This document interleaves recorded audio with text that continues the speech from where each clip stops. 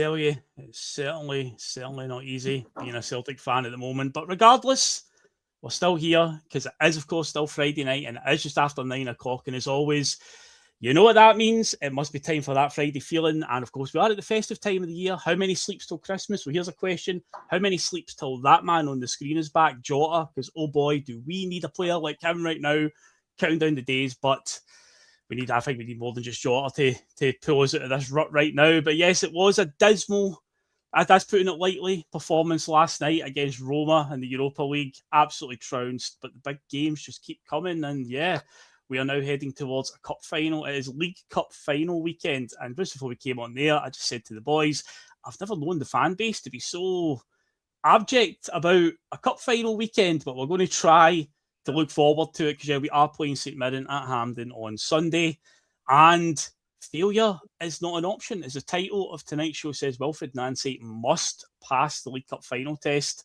But with the way things are going right now, it certainly won't be easy, and we can't go in there with an attitude that we're just going to scoosh St Mirren. We're going to have to treat them with the respect they deserve, and yeah, he's going to have to find a plan to beat them. But we shall get into all of that throughout the night. And of course, Friday night means I've got to be on with this guy. He is, of course, still Canada's favourite Tim. He has a beard of knowledge. He is the wise man of the bus. Liam, other than Celtic leaving you a bit scunnered, how are you doing in general tonight, mate?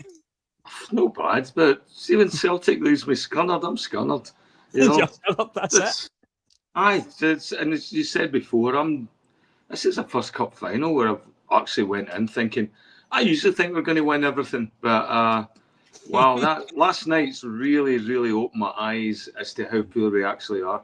You try to stay positive. You try to look for the, like the shine in something. And last night just looked away. I'm trying to figure out what's salvageable now. Not since Lenny's COVID season have I felt the shite about Celtic. So hopefully, let's see if we can lift the moods. If I can convince myself that we might have a chance, or maybe one of you guys or somebody on the bus can convince me.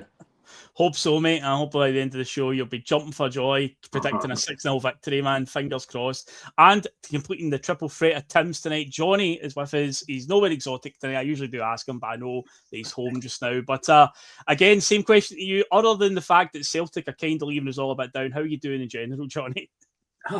In general, I'm doing absolutely fine. And Jim is doing absolutely fine until somebody mentioned Celtic, to be honest with you at the minute. If you'd said to me at the start of the season that we would be playing St Mirren in the League Cup final on the 14th of December and it would be the third manager to face St Mirren this season, I'd never have believed it. Never have. I don't think anybody else would have. I just and the amount of times that I've heard people already mention this season and comparing it to COVID season is actually quite ridiculous, to be honest with you. I don't mean ridiculous as it's not. I mean, it's just ridiculous amount of times that we've compared it to that. And we have got that feeling and you just think, how further down can it go before we start getting it back up? And I think... I don't think we want to know. I think we know. We might just find out on Sunday how far down it can go. Because this St Mirren team are not going to be... They're not going to be a walkover. I know we're going to talk about it later on, but they're not going to be a pushover by any stretch of imagination. This is going to be going to be a tough watch on Sunday. However it ends up, it's going to be a tough watch. Yeah, I agree completely. I said we'll get into the real nuts and bolts of it in a wee while, but normally 9 times out of 10 as Celtic fans, you're going into a final against St Mirren and there's very little doubt in your mind. Yes, things can happen in cup finals. I've seen us lose to Kilmarnock. I've seen us lose to Raith Rovers in cup finals. So it's like, it can happen. But no, 9 times out of 10, you would just be like, no to worry here. But with the way things have been going recently, there is that bit of doubt now for a lot of us where we're like, well, we need to be very careful. It could, as you said, how far down can it go? Hopefully we don't find that out on Sunday and everything's rosy on Sunday night. But we'll get into that soon enough. But before we do all that, folks, remember to do all that good stuff. Help the channel out. Still, we have now passed 1,200 subscribers. Again, sadly, the way fan media works, as we know, usually off of bad results, you end up getting more traction. And sadly, there's been a few bad results recently. But anyway, still, we're always on regardless, even if it is a win, lose, or a draw. So help us out massively. Hit the old like button. Help us spread the channel with the algorithms on YouTube with Celtic fans who like podcast-related content. They're more likely to see us. Of course, if you do just discover us, hit the subscribe button and keep us in your life that wee bit longer. And remember, the bell notification is your best friend in that case, because it will remind you when we're on the road. Say we're on quite frequently. What else can you do? You can get involved in our comment section tonight. Let's have a wee gander. Who is joining us this evening? Let's have a look. So Jim C is here. Big John is here. Timmy Bing. Jim Dolan. 420 somewhere has joined us as well. Green for Go. Ian McIntosh. Kev1. Graham Tyrrell. Of course, he's here. Who else have we got? I'm not shouted out yet. Who's left a wee message? John McBurney is here. Dan the Man is here as well. And I think I've shouted everybody so far who's left a comment. But by all means, get involved in the comments throughout the night and we shall interact with you along the way. Let us know how you're feeling ahead of the cup final. And if you wish to still tell us what you thought of last night, I can kind of guess what most people thought of last night, but if you wish to chip in with your opinions on that, then by all means, please do so. And what else can you do? You can still share the link to the channel far and wide. You have to see us tweeting about a show that's coming up then. The retweet always helps. And you can become a Boys in the Bus member. Get yourself a virtual Celtic scarf next to your name. Oof, the value, what more could you want? But for $1.99 a month, and I keep saying, none of our content's ever going to go behind a paywall. We're never going to put it on Patreon and hide content away for people who pay money. It's just keeps the wheels turning on the bus. And of course, if you wish to catch up with audio, if you like to catch up with via that, then the link to our audio page is in the description below. And yes, with all that good stuff out of the way, all that said and done, yeah, let's get into tonight's show. And yeah, we'll start with a quote tonight, Liam. To come to you on this one. I'll need to move this. I've got a graphic here. So last night, obviously, we took a doing off of Roma at Celtic Park. They are one of the top teams in Italy, and it was a game where I know David and Terry and Steve from Celtic World Order came on last night, and they covered it really, really well in the circumstances. David did say last night was a free hit, and I agree with that because the final victory gave us the opportunity to treat it as a free hit, but the players certainly didn't because they looked scared. They just didn't look like they were up to it at all. We are still in a position where, okay, if we beat Utrecht, which is a game you'd probably target, the last game at home against them, you'd go to 10 points, but right now the goal difference, I am worried, is going to cost us big time. If there's a cluster of teams on 10 points down in that 24th position on the table, down about that area, with the goal difference we've got right now, I think we are in big, big trouble. So we're probably going to have to look to try and get something in Bologna. But anyway, after the game, Evan Ferguson, the Irish striker, who we were linked with, I believe, at some point during the summer, obviously that didn't happen. I don't really blame him when he looks at the shambles that we are right now. He's probably thinking, oof, avoided a bullet there. He was asked after the game on TNT Sport about his performance. He obviously got 2 goals last night, and he said a really interesting thing. So I've got the quote here. So he was asked about how the Roma manager approached the game, how they'd be set up, and he says, yeah, I think we obviously knew they were in transition. Obviously from the manager and stuff, they changed the formation, and I think you could see at times they played well, and it worked at times. Well, I think his partner's on the head there. That's that wee patronising ruffle of the hair to sort of make us feel good. But then he says, it was a bit like some people didn't know what they were doing. So, Liam, does Celtic not know what they're doing? That is a question to lead on tonight after last night's performance. Well, it did look that way. It did look that way. There was times, and I'll put out an example of who didn't know what he was doing. And Graham, get a new klaxon ready because we've had Greg Taylor, we've had Brendan Rodgers. My klaxon's firmly sighted on Benji Nigrin. And he really looked like he did not know what he was doing. I've never seen a boy like that loves to run into other players in the same team. And even when he's not running about daft, when he should be, he just sort of gives up. There was a number of times I've seen him yesterday where he just went down and he stopped. He stopped to look at somebody and shout at somebody. There was a couple of that as well. There was times where I think it was Schmeichel threw a ball out to somebody and then started screaming at him. Yeah, there's a lack of cohesion in this team right now. And I think there is some people that don't really understand what they're doing out there. And, Callum McGregor, I felt bad for him last night. You could see he's still got the wheels, and he was trying to keep everything going, but he just didn't have the support around him that was on the same level as him. And this is when you see it. You see how good a player is when you try to transition to a different style or a different shape and that. And you could go through the players. I mean, nobody really had a great game at all. Or, you know, I'm trying to think. There's people that come out in podcasts and all that saying, "Oh, well, you can still see there's some positive aspects of what Nancy's trying to do." And I think he probably is, and I don't blame him. But my God, I think you and Ferguson got it bang on. Ferguson got it bang on. There is guys out there that don't look like they know what they're doing, and we can go into detail on Benjamin Negrin, but he for me was the biggest culprit last night. He just did not look. I mean, yeah, he didn't look good at all. Yeah, the boys. I'm surprised as well too. Like the 3 subs at half time. I'm surprised Tierney was one of them and not Scales. You know, I would have tucked Tierney into the Scales position, and I would have sat Liam Scales down, who thinks been pretty good most of the season, but who's completely shit the bed under Wilfried Nancy. Yeah. So I want to sit him down and say, okay, what are you doing? Like, what's happening with you?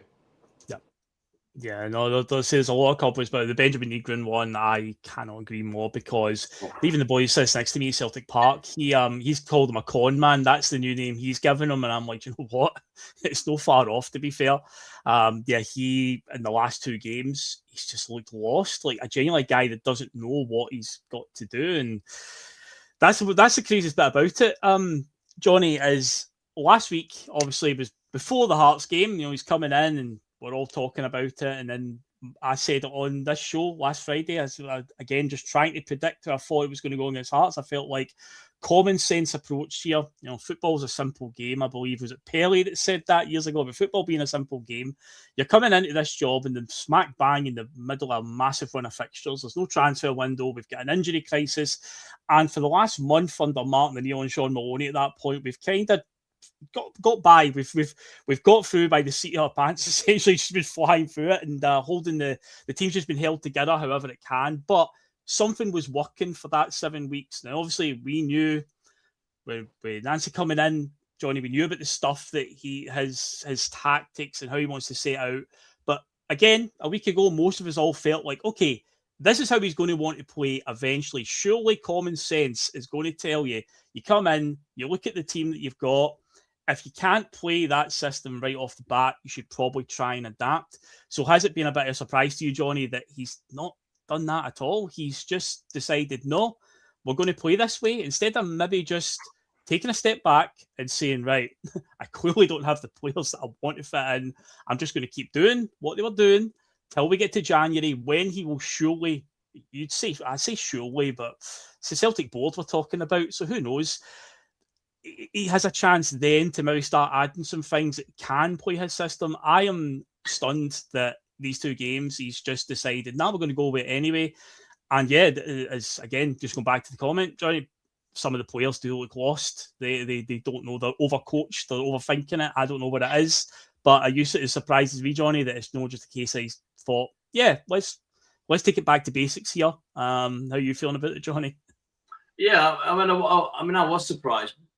Mainly because he pretty much indicated, less than 48 hours before that he wasn't going to make massive changes, and he would, at least that's how I picked things up from his the bits of the press conference I was seeing. He wasn't going to come in and rip everything out and whatnot, and then he did. But at the same time, it's like you said there, in your opening statement there, football's a simple game. Like, you know, it might have been Pelé that did say that, actually, but the one I can remember is, I think it was Bertie Auld who said, you know, the ball's round, make it go round.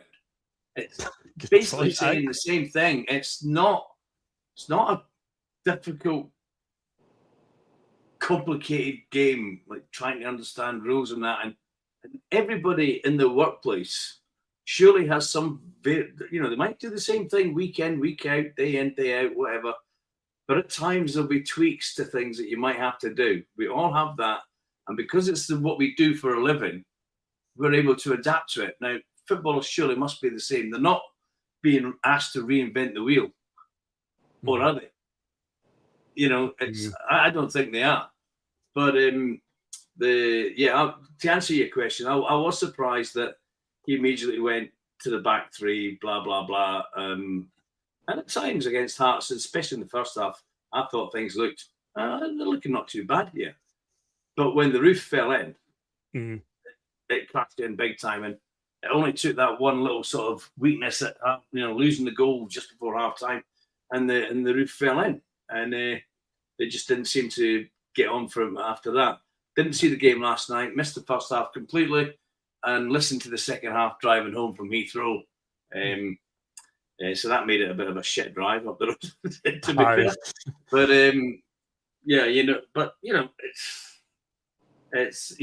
I was surprised, and I thought he might have made some slight changes, but not this is how we're going to do it. But I still think professional footballers should be able to adapt better than they have done in the last two games. That's my opinion. I agree with that. And the thing is, I'm trying to think a polite way to word this, Liam, but I feel like this season and the way that it's chopped and changed from Brendan Rodgers to Martin O'Neill and now to Wilfried Nancy, our players definitely just like it as simple as possible. Is probably the polite way I can say it, because one of the things with Brendan in the first part of the season was things were feeling overly convoluted. Players taking an extra touch, an extra pass when it wasn't needed. Rio Hatate being a prime example. He's one of the worst offenders for that.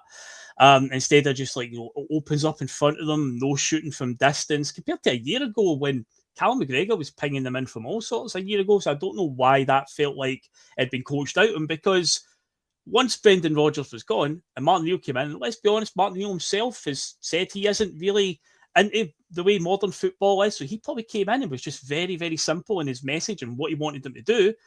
And we get a reaction, and Callum McGregor starts scoring goals from outside the area as well, conveniently.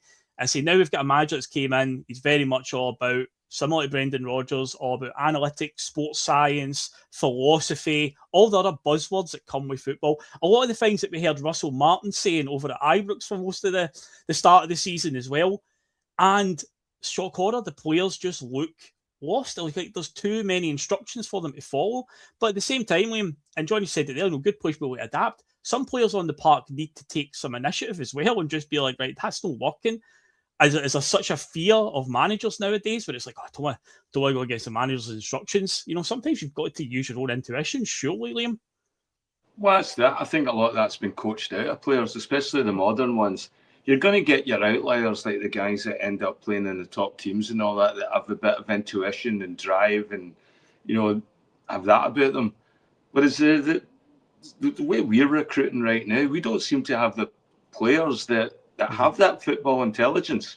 Yeah. It's almost like they've got 2 out of 3 things that you need to be a professional football player, and they seem to be missing that football intelligence. There's times where the amount of balls that I've seen that have been overhit or put into space where nobody's there, just hitting them out. There was another thing that last night that really annoyed me as the game progressed, and that was Schmeichel with that ball that he was putting, where he was getting time in the ball, and he was putting it right up through the middle. Yeah. And I've seen that happened with Rodgers as well, but not as obvious as it was last night. And what ends up happening, I've seen this happen before when we played Rangers and stuff, when they put that ball up the middle, and then what happens is your players coming back to get it, and now they're being chased by 1 or 2 players as well that are actually physically stronger and more powerful and more switched on than what the guy getting the ball is. And it seems to panic us.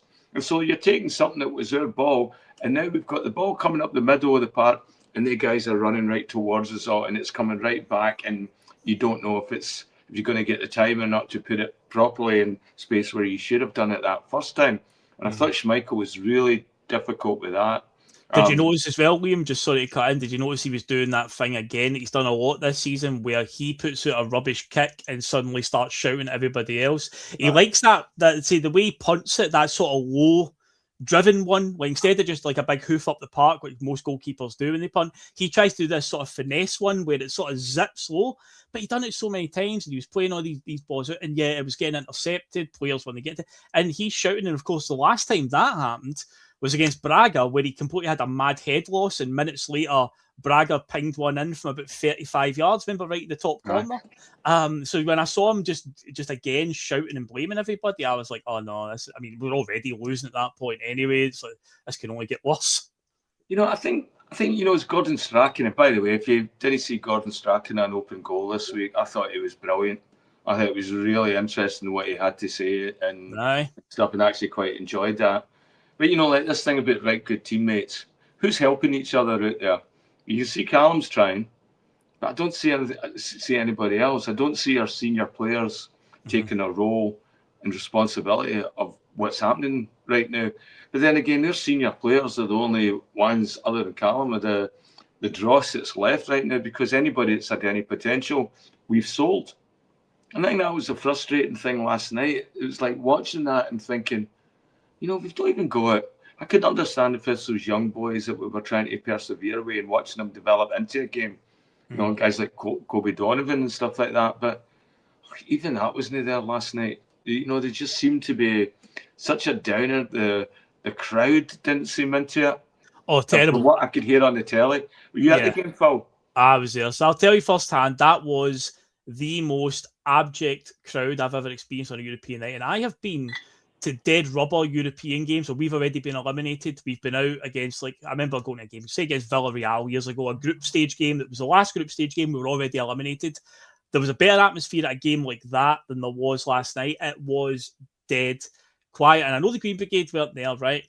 But again, you still would expect a bit of, atmosphere, because when that draw was made, the Roma game stood out like a sore thumb, where I'm like, of all the games we're going to play, that one's a big one, because Roma have got a lot of history and prestige. They are a big team, regardless of the competition. Okay, it's not the one we want to be in, but that's a Champions League level opponent, really. Roma are a good side, so they're up at the top end of Serie A this season.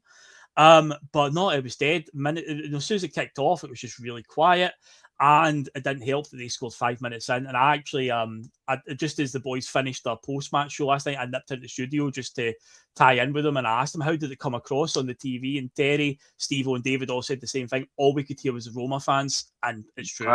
In the stadium, Liam, that's all. They were just singing all night. Most of the Celtic fans, it was just sad. And it wasn't even anger. There wasn't even like venomous anger in there or anything. There was such a sort of like apathy in the air.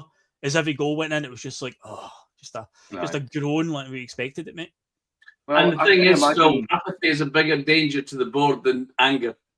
True.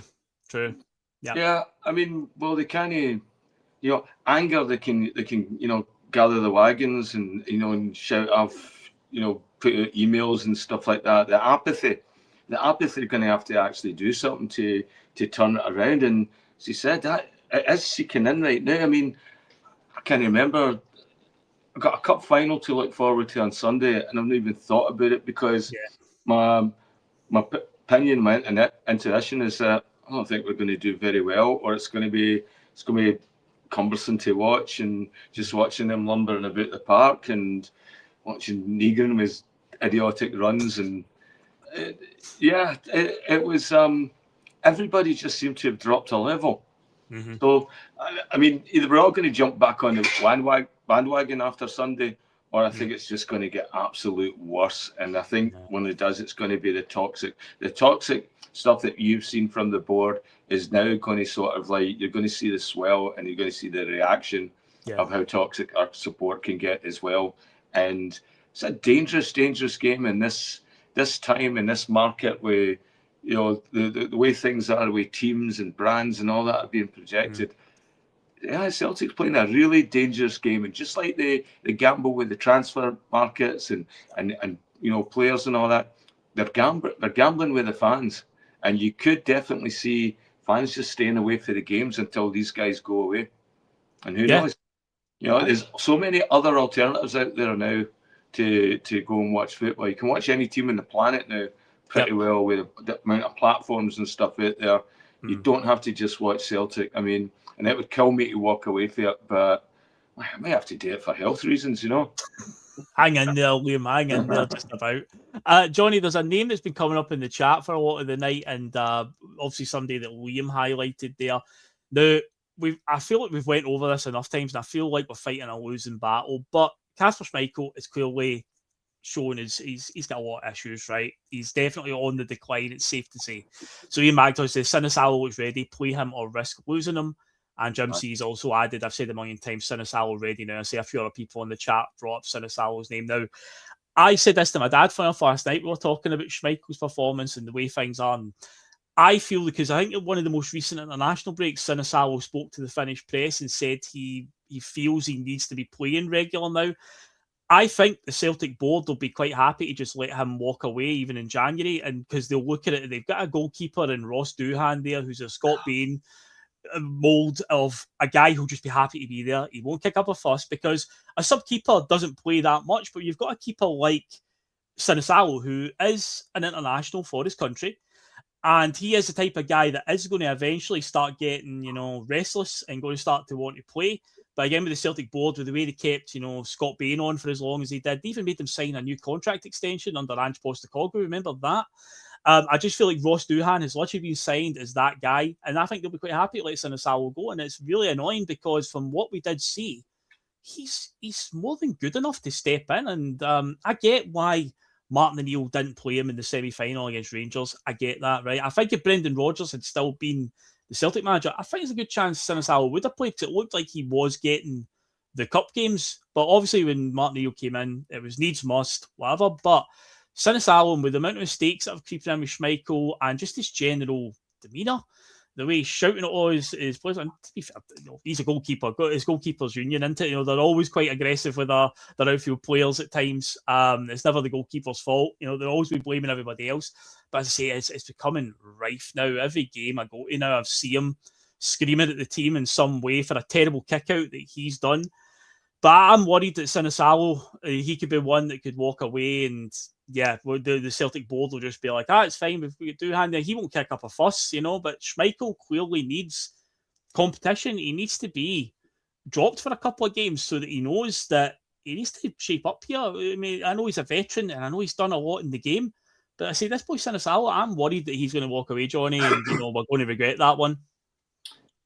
We spoke about that with Sinisalo at the time of that not the last international break, the one before it, and we actually said that he should be playing, or he will become the next Shea Given, who will be a goalkeeper that in 10 or 15 years' time, people say, he was at Celtic, couldn't get a game because of Schmeichel, and then went on to have an international career and then win trophies and play for X, Y, and Z in the English Premiership or in Italy or wherever.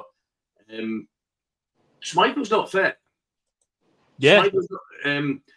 You spoke about that stupid-looking kick-out that he does now. Yeah, I don't know how to describe it, but yeah. Yeah, it's like he's trying to put a slice on the ball with the outside of the foot and spin it out to the whatever touchline he's aiming for. Prior to his shoulder injury, he'd be throwing them out because Schmeichel, like his old man, had a good throw in him and an accurate throw. And he wasn't doing that whatever type of kick he wants to call it. He wasn't doing that as often prior to his shoulder injury, and I'm convinced he's still carrying that shoulder injury, and I'm convinced it's finishing his career. And he's going to have problems with that in the future. I think that shoulder injury is causing him more problems than he is willing to admit to. And Sinisalo should have been playing at least the last couple of months easy. No problems. I'm not saying it's going to. Obviously, we're not sitting here saying that would have made differences in games being won and lost, i.e., last night, for example. But what we are saying is that we've got, and it does concern me that you're saying that you think the board might be quite happy to let him walk away in January, and we have. What's his name? Doohan.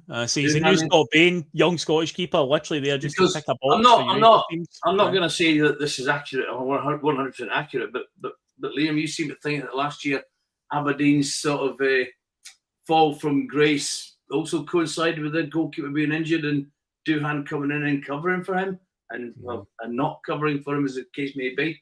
Because you seem to think you've said that in the past, and I thought, oh, maybe it is, maybe it's not.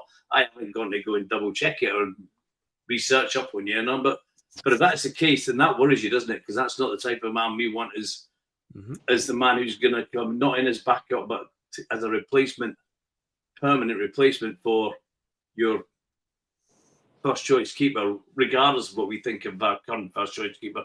I do think Schmeichel's been a brilliant goalkeeper in his time, but he's beyond it. I also think he thought he was going to come into Celtic and have the same trajectory as Joe Hart, and then have the same hero send off that Joe Hart got, and that's just not going to happen. He's going to, if he holds out to the end of the season, that's the last game of the season. Finished, right? Thanks for that, Casper, from the management, not the fans, and we'll see you sometime. And he'll be gone. But certainly any talk about extension from him, because he was talking about that in January. He mentioned it somewhere in an interview, I think, when he was away with the during the last international break. He was talking about hopefully extension talks in January. Jeez. I mean, and that took me by surprise then. So I thought, no. Because a few people in the chat are saying that he's going to be away in 6 months anyway, because I was under the impression that was the final contract he was signing, then he was wrapping it up, he was going to retire or whatever, but yeah, he did say in an international break to the Danish press, it was last year, around about February time, they talked about his extension. He's thinking that could come around again. And I'm just like, oh, no, I think 2 years is absolutely fine, Casper. Yeah. Thanks for, and he's had some big moments. He has no doubt about it. I'm not going to say he's been a terrible keeper the whole time, but the rot is clearly setting in now. He's definitely had injury problems since the cup final last year. And yeah, you just look at his body language out in the park and the way that he's barking at all of his teammates when he's the one that plays a terrible kick out. So the whole team isn't playing great altogether, but at the same time, man, he's not helping matters with some of the kick outs he's doing and just shouting at everybody. But we can try and park the Roma game now, because we've talked for half an hour, the first half of the show, and we'll try now to look ahead. So that's all I will say about the Roma game is that was Liam Scales scored the best goal he scored from a corner kick. Bullet header. Yeah. When I watched it earlier on there, I didn't see it last night, but I just thought that's the best goal from a corner he scored. Yeah. In a Celtic jersey, and unfortunately it was against us. But the irony of that. What a job Wilfried Nancy's doing. Improved us on set pieces already. We're scoring headers at set pieces, but it was a bullet header, but unfortunately wrong net, Liam. But yeah, we'll try to just park that for now. European football doesn't roll around again until middle of January, end of January. Bologna away and Utrecht at home. Realistically, you'll be looking to get 4 points. Let's say goal difference could screw us there, but we'll cross that bridge when we come to it. It's all about the immediate future. And yes, we do have a cup final this week. In case you've been living under a rock and all this abject atmosphere right now, there is actually a cup final this Sunday, the first one of the season, Premier Sports Cup, League Cup, whatever you want to call it, in old money. But yeah, here it is, middle of December. We've got St Mirren, Stephen Robinson, St Mirren. And one of the things, as I said at the top of the show there, Liam, 9 times out of 10, Celtic fans, especially with the way things have been for us for the last 15 years or so, in fact, probably since this century started, Celtic have been the dominant team every decade. The trophies that they've picked up, you'd go into a game against St Mirren and you'd be like, no problem at all. But obviously, with the way things have started for Wilfried Nancy, talk about first impressions being everything, and if that's the case, sadly, Wilfried Nancy's had a nightmare first impression with his first 2 games. So we go into this one now, a team that, at times don't look like they know what they're doing, up against a St Mirren team who don't have any world beaters in them. They're not a skillful team, but they are physical, and most crucially, Liam, they're organised. And my worry, and I don't want to start on a negative foot, but we have to address the elephant in the room, is I feel that teams just need to be organised against Celtic this season, and that even goes back to when Brendan was manager at the start of the season. If a team just sets up well and organised and frustrates us, it's a huge problem for us, and there's got to be a winner on the day on Sunday. St Mirren can't play for a draw, obviously. It could go all the way through to penalties. Who knows at this stage? We just don't know. But my worry is with a team like St Mirren, very stodgy, very physical, and you saw how we were getting barged off the ball last night, Liam, by the Roma players. That is a concern for me. There has to be a serious light bulb moment for Wilfried Nancy from last night to kick off on Sunday about how he's going to set up for this and what his team's going to be and how they're going to approach the game. Because I say St Mirren will be quite happy to just sit and frustrate us and try and hit us on the counter with like a late sucker punch or whatever. And yeah, they will stick to their positions. They'll sit deep. And it's up to us to find a way through, Liam. Yeah, I mean, we've got to find out who the winners are on this team, of who can go out there and actually win a game. There seems to be a lot of guys in their squad right now that just don't have that winning mentality. When you look at where we're signing guys from, we're signing them from like never heard of teams in Sweden and Denmark and Norway and shit like that. You know, all right, you know, no. Whereas before we're getting guys that maybe came through an academy or something where they've had a culture of winning.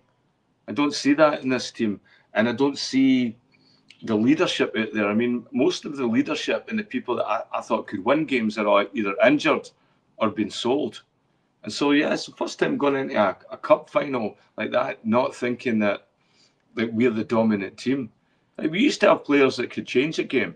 There's always somebody you could say, okay, well, all right, let's look at the positives here. We've got Matt O'Reilly, or we've got, you know, Joe Hart. We've got, you know, people that are going to drive the team forward. I don't see that now. I saw the heads going down. I saw, you know, Arnie Engels, as much as we talk about him being this technically gifted player, big gifts. They've opened up the wrap and there's nothing in that. There's no gift there. There's penalty, very unlucky and all that. But I don't know. You got to score a penalty on a big European night, you know. And I know, it's off by inches and it's unlucky, but that's no the first time we've seen him fluff it in a big game, you know. And there was one thing where he hit a ball where it just went miles over the net, and I'm just thinking, this is a guy that's supposed to be technically one of the best young players that we've signed. I don't see it. I don't see where that technique is. I don't see where his confidence is. And you know, I thought Neil had built him up into no half a player, but now you've just seen these guys regress. You know, he talked about Nygren being the next great Swede with ABBA and Larsson and don't know the other ones, but no, he's like a shitey piece of, like, he's an IKEA wardrobe. That's what he is. So he should get back in it. Yeah, it was. I think he said to him the fourth best Swede. He said Bjorn Borg, ABBA, Henrik Larsson. He says, you young man, you're going to be the fourth best Swede. Jesus, all way to go on that one. Aye, Mikael Lustig, I think we said last week as well. He left him out as well. But yeah, Nygren, I just don't know what's going on with him at all. He's obviously scored some decent goals this season, and he has got some numbers against him. But my God, you just watch him with your eyes, and he's just tripping over the ball, misplaced passes, just making all the wrong runs. He just can't do right from wrong right now, Liam. No, and he made himself an easy target. He made himself an easy target in the first couple of games when he was getting a bit of like response with the crowd and a bit of appreciation. And then he started turning and doing all this. I can lift it up. Right now, I'd love to you should get people outside his house just going like that, because right now, he needs to lift it up because he's doing fuck all. Oh, definitely, man. And see, he's one of many culprits right now. But a few comments I'm going to bring in here, Johnny, that are obviously worth considering. So Cara Gray said, if St Mirren score first and it's pandemonium, headless chicken time. Patrick McLaughlin has pointed out the last 3 times we've played St Mirren, we've needed an injury time goal to save our bacon. Obviously, tail end of last season, James Forrest finally got his goal for the season that he'd been dying to get. He finally got it in stoppage time. That stopped St Mirren from getting a European place, I believe. Then Luke McCown scores late on in the first game of the season, and obviously Callum McGregor scores a few weeks ago at, well, I keep saying Love Street. Obviously, it's not Love Street these days. But yeah, this again just shows how difficult they are for us to break down. And that's also 3 different managers. The Brendan Rodgers, 2 different managers will be the 3rd different manager this coming weekend against St Mirren. But obviously, Brendan Rodgers struggled to break them down. Say Martin O'Neill, it took to very late in the day. And yeah, that is the problem. I'm saying with how organised they are. We have to hope for it. Come out and get an early goal. I know it's dead easy for us to say. I feel like I say it a lot of times on doing this Friday show saying, we early goal Celtic would do wonders, because I know how most of these teams set out in Scottish football. It's all about low block, just try to keep it tight. But if you get an early goal, their game plan goes out the window. But that is a massive concern, Johnny, because if you actually look at the last 2 games we've played, we've barely had a sniff of goal. Never mind looking to score the first goal. It would just be nice to actually have a shot on goal first and foremost. So that is a massive, massive concern.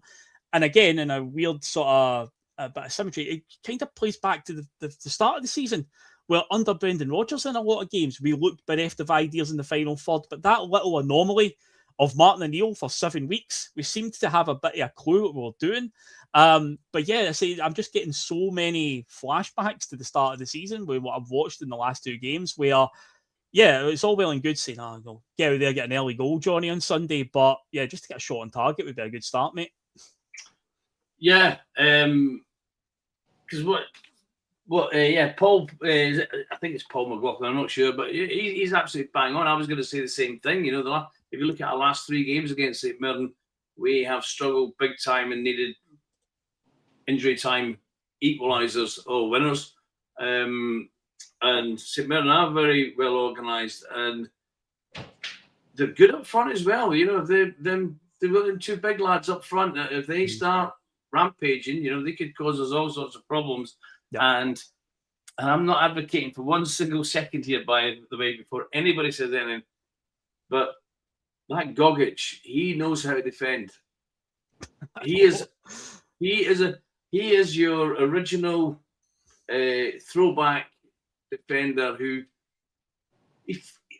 I'm not a great football player, but I can fucking defend, right? And if you're going to get past me, you're going to have to be on the top of your game. Because I thought the same about him when he played. He was at Hibs, wasn't he? I think he was at Hamilton Accies. Hamilton Academical, definitely. Yeah, he was at Hamilton Accies. I feel like he was. He knows how to defend. He doesn't think he's Franco Baresi. He doesn't think he's Paolo Maldini. He doesn't think he's Franz Beckenbauer. He just knows what he is, and he knows what he can do, and he does it. Yeah. And we might not like it, because sometimes it's a bit on the might be slightly over physical side, but he gets the job done, and he will make life very difficult for us. And we haven't got, as has been shown in the last 3 games against him, we haven't got guys to go up against him like that. Mm-hmm. We haven't got a big rampaging centre forward who can just say, a Joe Jordan, for example, who obviously never played for us, but Joe Jordan would just batter him in the first few minutes and say, "I'm here now, mate." Out the way. So I'm worried about Sunday's game. It's going to be one tough watch. It's going to be a hard battle. Gogic is one of the defenders where he's got no technical ability at all. I mean, as a footballer, he's dreadful. I mean, he reminds me, you get these players that come along in the Scottish Premiership every few years. There was one a few years ago for Inverness, Cali Thistle, Ross Tokley, and he was just a big clogger at the back. All he did was just kick people, dead physical, but So that's why these guys ended up playing centre half. Yeah, that's why they ended up there. You ended up playing centre half or fucking goalkeeper. If you were at school and when I was at bloody high school, we had guys that were, even in 2nd and 3rd year, they were 6 foot goalkeeper. How old did he tell you? 6 foot centre half. How tall are you? 6 foot centre forward. And that was basically how they got the positions. Yeah. But that's what Gogic is. That's why he's playing that position there, because he's got no technical ability, but he can defend. Yeah, because the game at again Paisley a few weeks ago, we just couldn't seem to get in behind him at all. There was a couple of instances where Maeda, kind of broke to him, but he miscontrolled it. Then there was a bit of a controversial one where it looked like Gogic had pulled him down and it was given as a free kick, I think. But you could have argued, one, does the foul continue into the box? Should it have been a penalty? Could it have been a red card because is Maeda in? But he was never really in control of the ball. It was just like those wee moments where it makes Gogic look a lot better than what he is, because we just couldn't find a way around him. Bad control here and there, and we were just having a frustrating day. So he took a wonder goal to beat them, and obviously, hey, if that happens on Sunday, if it takes a wonder goal to win it, then my God, we'll absolutely take it, because by hook or by crook we have to find a way. And with the forward line in particular, again, I keep harping back to that first spell of this season where the final third in particular looked so bad. I think somebody who has really been showing up, Liam, in recent weeks is Tunekti, because that at the start of the season, obviously the transfer window was coming to an end. We just had the dreadful goalless draw with Rangers where both teams looked absolutely horrific. We'd lost to Kairat over 2 legs, 0-0 as well. So our final third, we were looking terrible. But Tunekti came in, obviously, on deadline night. He played his first game against Killie, and I think he just stood out because he looked a bit direct. He looked a bit more a guy who's like to take his players on rather than the way we'd been playing up to that point. So I guess instantly, and I was guilty of it too, I think most of us were just like, oh, this guy's got something, you could tell. Then the next game, it was Partick Thistle, I think, in the League Cup. So a lower division team. He did score that day. He looked pretty sharp again. So, the signs were encouraging early on. But yeah, since then, I think the key words there are end product. He lacks it severely. He does a lot of step overs. He runs with the ball. But I think the first game where I really started to notice it was when we lost up at Dundee. It was just a case of Dundee kept bringing over 2-3 defenders to that side every time he was on the ball. And he didn't know how to get by them. He beat maybe one of them, and then there'd be another one waiting, and he just didn't have anything there. And I say since then, I think he might have got a goal against Falkirk. I think that's the only other thing. But in terms of the rest, he's not providing anything. Now, funny enough, I saw a stat through the week on Twitter, and it was seriously damning, and it was Balakisha, Tunekti, and Shin was included in this. Poor Shin catching strays here, right? But he was included. And it was like Celtic spent a combined 12 million on these 3 attacking players in the summer. And between them, there's something like 1 goal and 1 assist in the league, which is Balakisha's assist against Motherwell and Tunekti's goal against Falkirk in the league. And of course, Tunekti did score in a cup game as well, but it was just in league stuff. And obviously, Shin's not even had a sniff at all. So yeah, that just shows you like the up front right now, we just don't see anything. But obviously on last night, Ian Atchell came on after being on the sidelines for a while after an injury, and he wasn't perfect by any means, but he looked a lot more up for it than what we could say for some of the forward line last night. And a few people said it in the chat already, and I know it was discussed last night on the post-match. Ian Atchell has to be included in this starting 11 on Sunday. And David Logue said it last night, bin Tunekti and put Maeda back out wide. Because Maeda through the middle, again, he looks like he's checked out again. He had a wee spell under Martin there where he looked like he was, we were starting to see the Maeda of old again, but he looks like he's checked out again already. So I think, I would be looking to get Maeda back into one of the wide positions, left or right, whatever, just get him out there. But Tunekti, to me, if he's not contributing anything, then he's going to have to go back to the sidelines and just get Ian Atchell starting the game, Liam. He's too predictable. I think now that players have seen him that first round, going through the SPL, that always he's got is that cut inside. And he's going to take 2-3 steps, and all you got to do is just go with him and ride him until you're close enough just to block a shot, or he's going to try and pass it to somebody else. Tierney's not doing the overlaps that he was doing earlier as well that could give that ball, and Tunekti's not doing the variation as well, where it's like fake to go inside and then take it to the byline. He was having some success with that early under Martin O'Neill, but that was missing last night as well. And I know you're up against much better opposition, but they've not seen him before. Then they probably just watched a few tapes of him and just figured, all right, that's easy. Like, let him, don't worry about him having the ball. He's one of these guys, he doesn't seem to have a big burst of pace either. It's like he's not getting onto these balls when we're playing stuff long. It's really frustrating to watch him, and it's frustrating when you look at our transfer record and you know how much money we paid for him. I know we shouldn't be talking about the money, but my God, it just shows you it's like the recruitment doesn't seem to have any sort of modification to it based on if a player drops in form or anything proves wrong.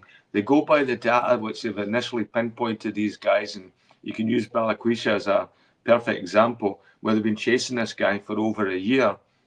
But you have to have seen that. There has to be some amount of drop in form for him now. Like, what were we seeing? We might have seen like a purple patch. It's like somebody buying Maeda as a centre forward based on what he was doing this time last year. Yeah. It doesn't, at Maeda doesn't exist anymore. I was happy to see him go off, but I was surprised that he wasn't switched to the wing, as you said. I thought Tenecti, for him to stay on or as long as he did, that was surprising. Same with Yang as well. Yang just looked lost. He looked like he was anchored to that touchline. He wasn't coming in for the ball. He wasn't coming back. And I think that could be overcoaching or just having too many detailed instructions. But he seemed to be lost out there, and he wasn't getting involved in the game. Tenecki, I think some of these boys need a rest. But I don't know any of our new signings that come in. The only one, as you said earlier, I thought Nacho looked good when he came on. He looked like he was up for it. But even that's a double-edged sword as well. The better he plays, the better chance of him going to Africa for the AFCON or whatever it's called. Yeah, Tenecti and Balakisha have both been called up for the African Cup of Nations. I don't think Iheanacho has, though. He's on the, I think he's on the peripheral. So peripheral, okay. You could see that was an occasion for him to put himself in that shop window to get selected for that Nigerian team. But my God, I want him to do well, but I know as soon as he does, we're going to have another problem because he'll be off. I know. That's the problem. We're staring that in the face as well, where 3 players could be disappearing, even though they've not been particularly great. But we're so threadbare right now. It's just be typical of us to lose another 3 players to this African Cup of Nations. But again, the comment I've got up there, Johnny, obviously, again, it goes back to what we talked about earlier on about, don't you just change it to suit what you've got? Because the wide players are being expected to double up as fullbacks, essentially, and give forward and support the attack. And obviously last night we did see instances where Tenecti was leaving KT exposed. Now, I would have thought that KT would have been a good shout to play as the left wing back to get forward. You'd think, because he's a fullback by trade. So you'd think something like that. I mean, Steve Clark's played 5 at the back for Scotland, and Kieran Tierney's played in that when Andy Robertson has, him and Andy Robertson have played where they've done like a tandem thing where one of them's a left wing back and one's a left centre back, and they would sort of swap during the game. But again, he's playing Tenecti, he's playing Yang there. He's expecting them to get forward and to come back and defend. The two of them having the defensive awareness. There was a comment earlier on. I thought this was actually a good shout. Once Alistair Johnson and Sriracha are available again, then that should, fill those positions. But how long is that going to be before we see those 2 players coming in? But again, it's like, surely you would think that common sense. I know I'm trying to apply common sense here, but I feel like I can't predict anything at all with Wilfried Nancy right now with the way he started. It just makes all the sense to me for Kieran Tierney to play as the left wing back. And what you do is you have to bring in a right-sided centre back, because right now we're playing a back line with 3 centre backs who are all left-footed. Trusty, Tierney, and Scales, so the balance is way off there as well. Now, here's a name. Here's a blast from the past. What happened to Jemai Simpson-Pusey? Because that's another manager that's came in and has decided, this boy's no it, Johnny. I don't think we'll ever find out the truth on this one, because he played 1 game under Martin O'Neill, out of position, mind you. He was asked to play at right back when he himself, Martin O'Neill, said, I know he's not a right back, but I didn't have Anthony Ralston, Alistair Johnson, or Kobe Donovan, so he had to play that, and he did okay. But the options are this when it comes to right-footed centre-backs, Dane Murray or Jemai Simpson-Pusey. And it's like, is Pusey that bad that he can't get in this at all? When we're playing 3 centre-backs. And I know the other night, last night, Donovan came on, and again, he kept the sort of 3 centre-backs thing. But I do think you do need a right-sided one. And if you're going to play 3 centre-backs, you're going to surely need to balance it out with a right-sided one. But again, is Wilfried Nancy going to adapt to what he's got available? Is he just going to be very headstrong here? That, for me, is a massive glaring hole as well in that backline, Johnny. Yeah. I'll tell you what will happen with Simpson-Pusey. He'll go back to Manchester in January. Not Manchester City will loan him out to somebody else, and he'll end up signing for somebody like Bournemouth. But anyway, that's nothing to do with what happens with us. But yeah, I mean, like I said, it was a strange one having the full back line, all left footers. Quite ironic saying that for Celtic when you think about it. But yeah, so they will need to sign somebody to play on that right hand side. But the point that was put up there, I can't remember who put it on about KT on a hard time, because Tenecti with the playing football. take Tedeschi out, you put Maeda where he was. Maeda done more defensive work when he plays at centre forward than Tedeschi's capable of doing when he's playing on the wing. Mm-hmm. So, so the answer to Pusey goes back to Manchester, and we just forget he was ever here. And hopefully the January transfer window. And Michael Nicholson has already said, or at least he said on the day of the unveiling of Nancy, that they would be backing him. Now, because his lips were moving, he may well have been lying. I don't know, but we will find out. We're going to find out just how much they are going to back him. But there's obviously going to have to be changes and new players brought in. But it is worrying. We're going to be buying the players, but who's going to be scouting the players? Is it the same people that have bought the likes of Tedeschi, Balikwisha, Pusey? So that's a worry. That's a worry for me. The great snooze merchant, Paul Tisdale, as we saw last week against Hearts. There was a picture as well doing the rounds of the board again last night, not looking particularly pleased, and it looked like Peter Lawwell was on the verge of nodding off as well, sat back in his chair, and Nicholson looked like a deer in the headlights, big wide eyes again, just watching this in front of him, 3-0 Well, it must be nice, Phil. Instead of counting sheep, they can count empty seats. That would put you to sleep. Yeah, without a shadow of doubt. It certainly emptied last night, especially when that fourth one went in. They did get disallowed in the end, but my God, it was it was a brutal one. But yeah, see, now we've got this cup final, and we're just in a position now where it's still flying by the seat of our pants. We need to try and just find a way by hook or by crook, because at the end of the day, if you win a cup final, it won't be how you won it. It'll just be remembered that you did win it. And that is a big question before we head off. So, Liam, will Celtic, let's do our predictions. Let's give it the kiss of death. Let's go for it. Famous last words. Will Celtic be lifting the League Cup on Sunday evening at Hampden, mate? I say aye. I still say aye. Yeah. I think if this is a game, it's got to click at some point.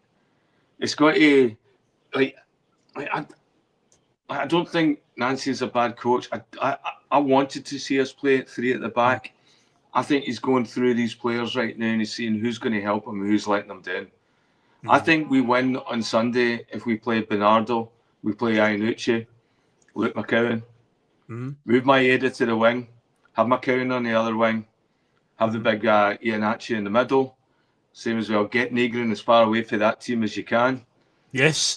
It depends how brave he wants to be. If he comes in and he starts Sinisalo, if maybe Ralston on the right side, Trusty in the middle, Tierney on the other side. If you've got to put scales on, do what Republic Ireland did. Put him on as one of the wing backs. See what he does there. That way you can get him up and he can go into the box and he can battle and be robust and use that knockdown effect. It worked so well for the Republic. Yeah, I mean, it's still there. But these players, they've proven it. If they get right at motivation and they get the right, the arm round the shoulder, the kick up the arsehole, whatever O'Neill was able to do and manage with them to get them just across that line, Wilfried has to find that same way. And I don't know if that's coming with some of the coaching staff he is there that's Scottish, or that it was left over. Yeah, he just needs to get that. And you have to know as well that, this is Celtic. You're expected to win every game. You're expected to win with a certain style. And this is a cup final. Now, Rodgers took it lightly last year. I think they'll know what the stress is on this in this final. They'll have a half full, actually, majority of the stadium cheering Celtic. Yeah. And, they won't have the board there or anything like that. It will be like the full support, I think. And then we'll see what happens there. But if they can't do that and they do get beat, I said 5 games will tell you everything you need to know about this manager. And then let's see, and then what happens in January as a reaction to it. If we get beat again, then you better have some cards up your sleeves for this January window. Either it's somebody that's going to come in for the MLS or somebody he's worked with before or somebody that really understands that style of play. Because if we just go into it and hoping, well, maybe he can turn it around, he can turn these players into something, I don't think that's happening. I think you got a skeleton there that's no bad, But my God, some of the bones need replaced. Big time. In regards to Negrin, hopefully the manager puts an arm around him and says, Benji, today you're going to be playing right back. And then he'll say, what do you mean right back? He'll say, get right back in that dressing room because you're not going out there today. Because honest to God, yeah, I'm the same as you, Liam. Like, honest to God, just I'm the same. But that's the thing. Benjamin Negrin could pop up on Sunday and score the winner. He's that bipolar when it comes to what he does. So you just don't know. You genuinely don't know, man. But anyway, Johnny, how do you think it will pan out? Right, I'm believing. I think we will win it because I find it very difficult, and I don't want to be green tinted glasses all the time. But I find it difficult to bet against my own team. But the League Cup, it might not be the most prestigious competition that we play in, or in the Scottish game at all, completely. But it can be one of the most important. It can, it's the first one that you can win, and I think it sets the stall out for how you're going to do for the rest of the season. It worked out that way for Wim Jansen. It worked out that way for Ange. Hopefully, it's going to work out that way for Wilf. It's going to be a tough game. Been saying that all through the show today. I think I will be quite happy with a 1-0. 2-1 win, any kind of win. Yeah. And hopefully in 90 minutes. Get it done in the 90 minutes. But I'm going to go for... I'll go for a 2-1 win because I don't see us keeping a clean sheet. So we're going to have to score twice. They're going to have to have 2 shots on goal. Which is a whole other conversation. But I do think, if Ian actually has to start, my only concern is how long will we get out of him? Yeah, true. Does he start when we're busting the gut to make that impression and get in front and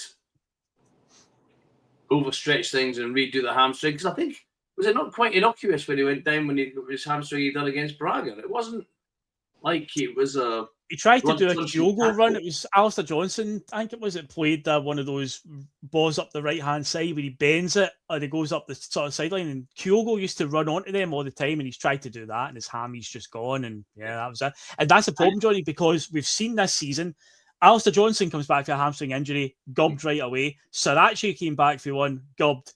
Ian Atchell, is the same fate going to fall his way? Because I think... So that's my only concern. I agree with what the lads were saying on the show last night. I agree with what Liam's saying earlier on there. Ian actually has to start. Yeah. But also to kind of balance that, Nancy had also said before the Roma game, after the Hearts game and before the Roma game, that Ian actually was coming back to fitness, but he had to be managed and we had to build him up the minutes. And what we don't want is him starting on Sunday and hobbling off after 5 minutes, because then that really could change all bets. Yeah, which is ironic considering we got him for nothing and nobody wanted him, and we've got 2 guys we spent 10 million quid on who've done hee-haw. Yeah, no, it's just been indicative of this season, just the way it's been going. I will also say that Celtic will win, but I can foresee a real battle in the trenches here, like an extra time shot. I think Graham Tyrrell in the chat said Celtic will win at an extra time. I said that to my dad as well. I says, I think we'll win, but it'll go through like 120 minutes. We cannot, for the love of God, allow it to go to penalties. We have to beat them before penalties come, because we know Kasper Schmeichel, he just doesn't even dive for penalties. That's what I was going to ask you there, Phil. If it goes to penalties, do we take Schmeichel off and put Sinisalo on? I mean, that would be like, what was it? Louis van Gaal did that in 2014 World Cup. Did Tim Krul put on, or did he take Krul off? He took off Sillison for Tim Krul, and because it was Costa Rica they were playing, they had prepared for Sillison in goal and what ways he usually dives. And then when Tim Krul came on, the plan for penalties was out the window. It's actually very, very smart in that sense. But yeah, that would be big brain. That would be actually quite a smart move to do something like that. But we don't want to get anywhere near penalties. We just don't want it, because even before Kasper Schmeichel, we've always had a bad record on penalty shootouts anyway, and just penalties in general. We seem to miss them quite a lot. So we don't want that. I think it'll be 1 in extra time. I don't want it to go all the way to extra time. I'd rather be 90 minutes done and get up the road. but I've got a funny feeling it's going to be a real slog, and we're going to have to properly grind this one out, because St Mirren will make it hard for us. They'll just be super physical and tight, compact, and just it's up to us to just try and break them down and find a way. So by hook or by crook, Celtic, and again, go back to what I said at the top of the show, the title show, Wilfried Nancy must pass the League Cup final test on Sunday. He must. Say failure is not an option, or else, Jesus Christ, it'll turn. I mean, it's getting quite ugly just now, but my God, it will be, as Liam said earlier, toxic. But regardless, Terry and the boys will still be here for a post-match show on Sunday. I don't know who'll be joining them. Obviously, thanks to Steve-O last night for coming along as well. David obviously jumped on. It was good to see David on. But yeah, Terry will be on. It might be with Liam. Who knows? We'll wait and see. We'll organise that on Saturday or Sunday morning. We'll get that sorted. But yeah, Terry will be here for a cup final post-match. Hopefully, he is talking about a Celtic victory and a trophy being lifted, because what a vital moment this could be in the season. You know, get that first bit of silverware and try and use it as a real launching pad. You know what I mean? As it stands right now, the treble is still there for Celtic to win. You know, it is still there, but my God, we're going to have to work super hard for it. And this could be the first piece of it. So got to go and get it done, Celtic, on Sunday. And yeah, make sure that you've hit the subscribe button and done all that good stuff on the way out, folks. And be sure to come back and catch us for the post-match show on Sunday. And yeah, thanks to Johnny and thanks to Liam as well for joining us. And thanks everybody for watching tonight. And yeah, all that's left to be said is, you know what you need to do, Celtic? Keep it simple. Beat your man. Win your duels and just get the job done by hook or by crook. So we shall see you later, folks. Mod Celtic. Let's get it done. See you later. Yeah.